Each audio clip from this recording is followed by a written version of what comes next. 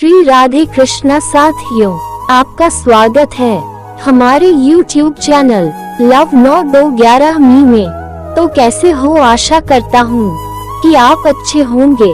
साथियों, आज का ये वीडियो बहुत महत्वपूर्ण होने वाली है, तो वीडियो को पूरा जरूर देखें और चैनल पर पहली बार आए हैं तो चैनल को सब्सक्राइब जरूर करें। तो चलिए वीडियो को शुरू करते हैं।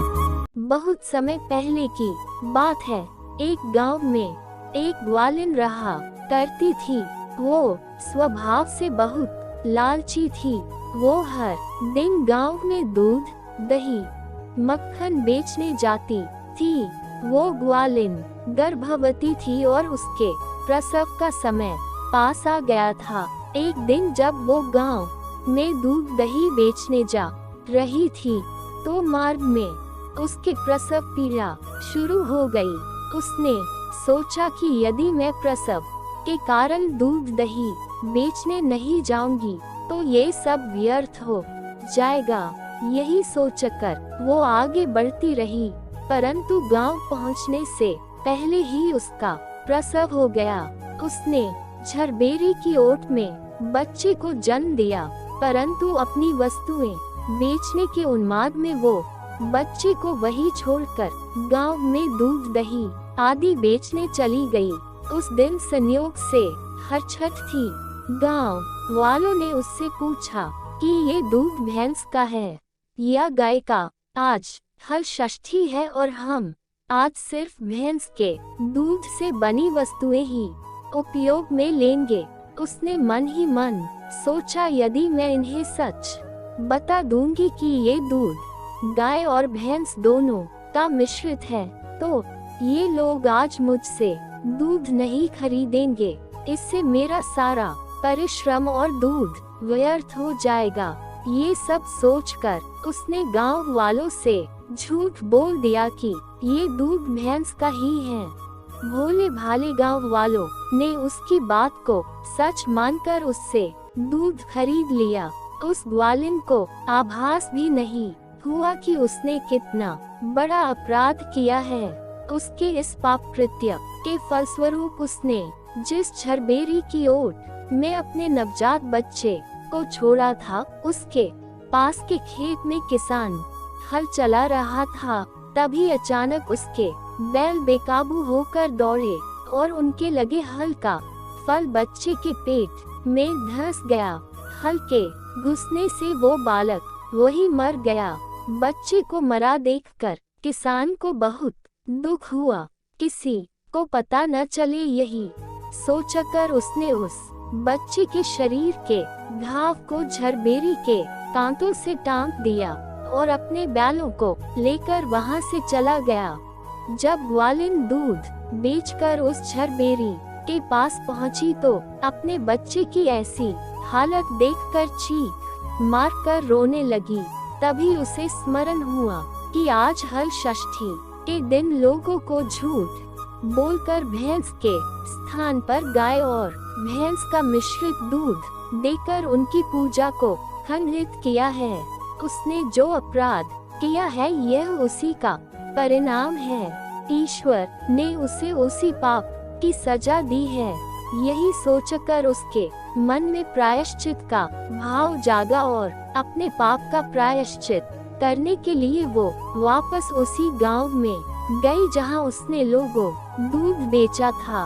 वहां हर घर और हर गली मोहल्ले में घूम घूम कर उसने अपनी गलती स्वीकारी। उन लोगों को उसे मिली सजा के विषय में बताकर उनसे क्षमा मांगी।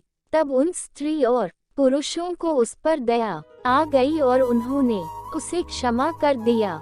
साथ ही ईश्वर से प्रार्थना करी कि उस ग्वालिन की भूल को क्षमा करें।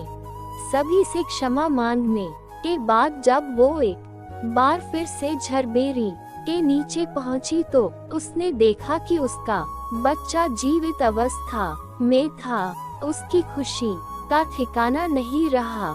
उसने हाथ जोड़कर ईश्वर को धन्यवाद दिया और भविष्य में कभी भी असत्य न बोलने का प्रण लिया।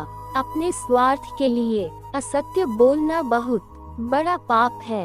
इसको ब्रह्म हत्या के समान माना गया है। इसीलिए हमें कभी भी अपने स्वार्थ और दूसरों का अहित करने के लिए झूठ नहीं बोलना चाहिए। हर षष्ठी व्रत एवं पूजन विधि। 1. हर छठ वाले दिन सुबह स्नानादि से निवृत्त होकर साफ सुथरे वस्त्र धारण करें। 2. फिर पूजा के लिए गोबर लेकर आएं और उससे जमीन ली कर एक तालाब की आकृति बनाएं। 3. तत्पश्चात झरबेरी, अमलतास और पलाश की एक राली को बांधकर एक हरछठ बनाएं। फिर उस हरछठ को इस तालाब में झरबेरी, ताश, अमलतास तथा पलाश की एक शाखा बांधकर बनाई गई हरछठ को तालाब में गाड़ दें। इसके बाद इनका पूजन करें। 4. इसकी पूजा में 7 अनाज चढ़ाने की परंपरा है। 7 अनाज में गेहूं, जौ, चना, मूंग, मक्का, धान और अरहर लें। इन 7 अनाजों को चढ़ाने के पश्चात हरी कचरियाँ, धूल, होली दहन की राख, होली की आग पर भुने हुए बूटे और जौ की बालें अर्पित करें। 5. तालाब में गाड़ी गई हरछठ के पास आभूषण और हल्दी का रंगा हुआ कपड़ा रखें। 6. तत्पश्चात भैंस के दूध से बने मक्खन से हवन करें। ध्यान रहे, इस दिन गाय के दूध से बनी कोई चीज काम न लें। 7.